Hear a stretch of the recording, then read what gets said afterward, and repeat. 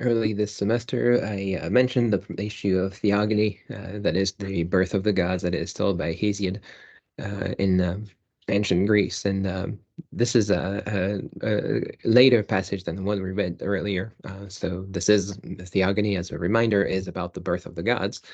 And so, as we mentioned, come thou, let us begin with the Muses, who gladden their great spirit of their father Zeus in Olympus with their song, telling of the things that are and that shall be, and that were aforetime with consenting voice. That is, that the Muses are telling the story. They are not supposed to be true. They are not supposed to be accurate. This is the story of the Muses telling the story of Zeus. And they tell us, unwearying flows the sweet sound of their lips, and the house of their father Zeus, the loud thunderer, is glad at the lily-like voice of the goddesses as it spreads abroad.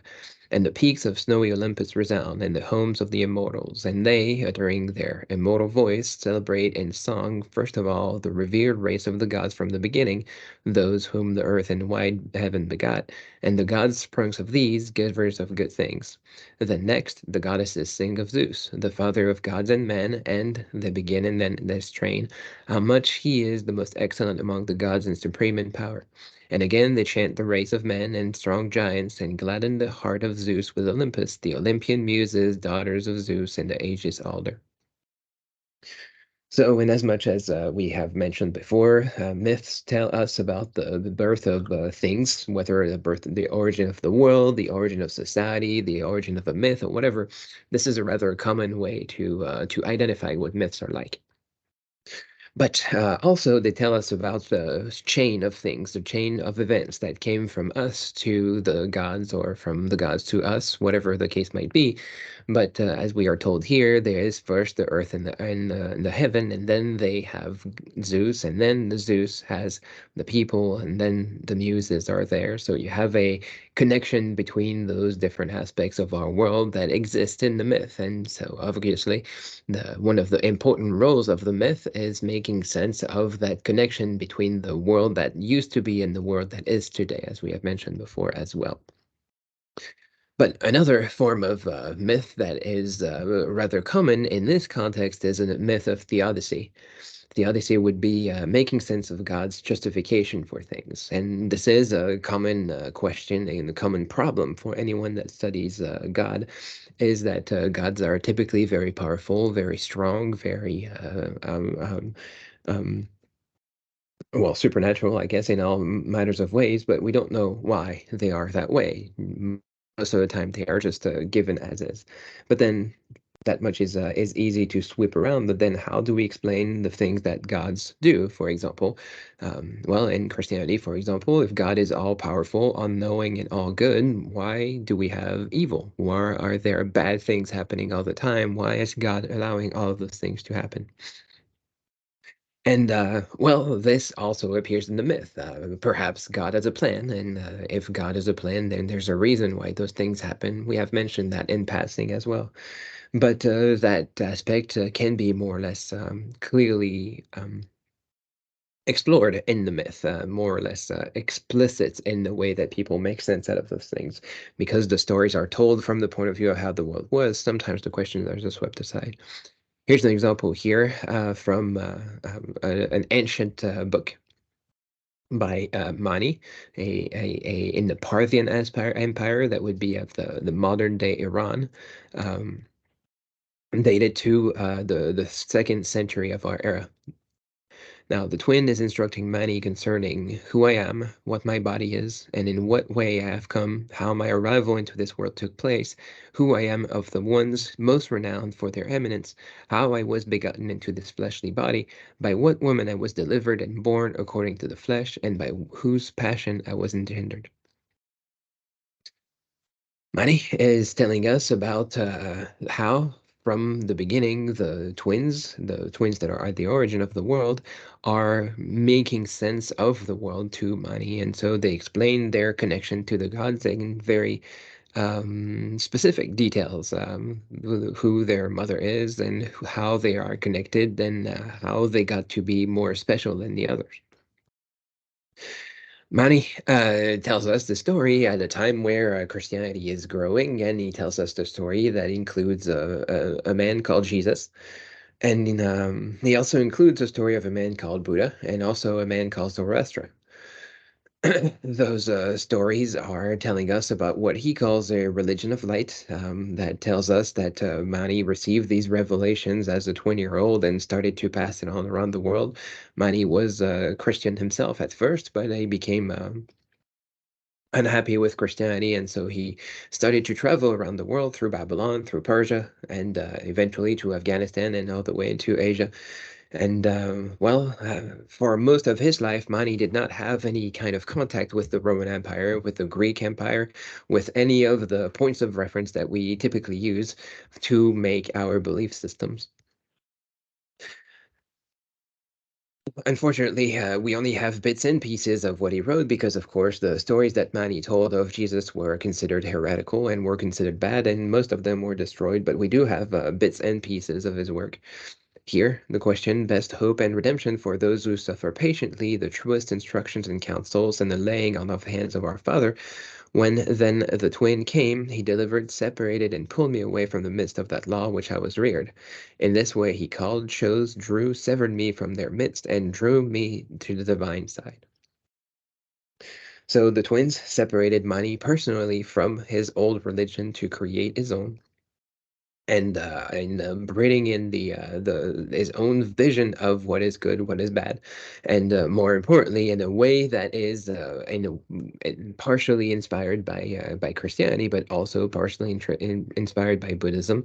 And well, at the time, that was the main rival to Christianity. That was the main competition to Christianity, at least until Islam began to began to grow. But most of what we know as a result from Mani is the fact that many other people started to oppose him, especially people like St. Augustine, who himself considered himself to be a follower of Mani, a word you would call Manichaean. So Manichaeans historically are a sect of the Middle East that included Babylonians, that included Zoroastrians, and it included Christianity. And eventually, St. Augustine himself turned to mainstream Christianity, and the result is the world that we know today. But here, so we have this story in very clear detail of how Mani came to be and who he met. That is, the twin that he met personally, and the twins that separated him from the religion. And as a result, the Manichaeans, the people who follow him, tend to have this kind of black or white worldview, where people are either one part of the world or the other part of the world, are part of the good or part of the bad, or according to Mani, especially the light or the darkness. And well, this is an important and fundamental vision of myth here. And if we have to explain the reasons why people are good or bad, maybe they're good because they follow the light, maybe they are bad because they follow the darkness. And that much is very easy to find in many form of religion, including Christianity, that apparently had moved away from this kind of thing. Here's an example from Thomas Hobbes, who wrote this book called Leviathan. Leviathan is a political slash religious treaty that is referring to the Book of Job. In the Book of Job, Leviathan is some kind of a big lizard crocodile type thing that spits fire, maybe a dragon of some sort, maybe a merfolk. I don't know. See the illustration there, the frontispiece that is on the book. But it's telling us, especially of Leviathan, so essentially a monster, a scary stuff, but that had to be coming out of somewhere, perhaps be created by God. And then what happens in this world in which monsters are created by God? Is God himself able to defeat the ultimate monsters, even the worst of monsters? God, by being the creator, certainly should have the power, the knowledge to defeat even the biggest monsters. In Hobbes, the Leviathan is the way in which people are finding this relationship to what is bigger than them and not bigger than themselves, and especially an account of human nature, what is bigger than them and what is not bigger than them, including government, of course. Government, which is often considered to be too big for people, that has too much power and such. And of course, according to Thomas Hobbes, the government has probably too much power sometimes, but also it is not bigger, nowhere bigger than what God can do. It just turns out that those two things are separate. So Thomas Hobbes tells us this is the generation of the great Leviathan, or rather, to speak more reverently, of that quote unquote mortal God to which we owe under the quote unquote immortal God our peace and defense. So the government is the mortal God, the God is the immortal God. For by this authority given him by every particular man in the commonwealth, he has the use of so much power and the strength conferred on him, that by terror thereof he is enabled to perform the wills of them all, to peace at home and mutual aid against their enemies abroad. So, according to Thomas Hobbes, the idea of supreme good is impossible because the only supreme good is in God. But in government, we find that happy medium of having enough good that we are all agreeing with. So everyone gives a little bit of their quote unquote power to the gods of government or to Leviathan. And as a result of that, we are all embodied in the force of the government himself. As a result, of course, it is in everybody's interest to do things that are for the greater good, because if they don't, then we turn into people fighting one another, kind of is this context of essentially a big civil war. Leviathan was a very scandalous work, and he had a follow-up too called Behemoth, with the same idea of a political world. And Behemoth is a treatise on what happens when the worst government is in charge. Leviathan being the idea that the worst government can still be defeated. But essentially, the idea of representing the government as a biblical figure, and especially a biblical figure that can be defeated by God, is an important part of what made his message so resonant at the time, so important in a way that a lot of people were ready to accept his ideas in a variety of ways. So, obviously, Hobbes tells us that this is only possible through language, through the representation that we make of God, of government, of the bigger ideas, especially for what he calls here, quote unquote, science, or certain rules of their actions. They are so far from it that they know not what it is. Geometry, they have thought conjuring, but for other sciences, they have not been taught the beginnings and some progress in them, that they may see how they be acquired and generated, are in this point like children, and having no thought of generation, are made believe by the women that their brothers and sisters are not born, but found in a garden. But yet they have no science, are in better and nobler condition with their natural prudence than men, by misreasoning or by trusting that they're reasoned wrong, fall upon false and absurd general rules. So, as Hobbes is concerned, you probably are better off being ignorant than being wrong, because as a person who doesn't know a whole lot, you can still have an open mind to how things may be or can be, as opposed to if you are wrong and then you are a little bit more obstinate to deal with those things. So, science here, or language in this context, the understanding that is taught by somebody else, kind of has this power to bind people to understand things in many specific ways, and especially to create these things that are maybe bigger than they need to be. For example, government. People have these representations of what the government does. For example, the representation of Leviathan, of a bad character that is trying to control us all, but they at the same time forget that the government is still a subject of God. This is still something that is smaller than God, and as a result of that, people should not be afraid of Leviathan, because there is a much stronger force out there. So what he's saying here is that people kind of lose their reasoning, their rationality when they make those images, when they make that, oh, how about we call this mythology? When people get into this form of mythological thinking and they forget the details, they forget the big picture, they are very easily lost, and they lose the ways in which things work. Perhaps they lose aspect of the consequences behind them, which would be in a case where people don't think that Leviathan can be beaten and start turning against one another and end up in a civil war. Now, this kind of system becomes known in psychology as symbolic interactionism. That is, a way in which people see a symbol and act upon that symbol into the world.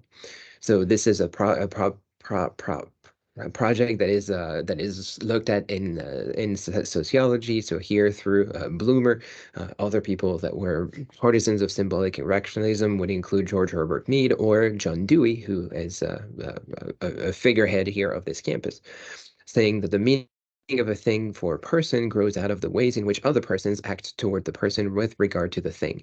Their interaction operate to define the thing for the person. Thus, symbolic interactionism sees meanings as social products, as creations that are formed in and through the defining activities of people as they interact. So people are able to make themselves, make their ideas, create their functioning based on the ideas that they have of others, and they bounce that for everyone, creating this system of interaction, perhaps what actually Bloomer calls mindful action, that constructs and negotiates the meaning of a certain situation that are otherwise unknown to us. There's a similar situation that happens in psychology. In psychology, it's called social constructionism.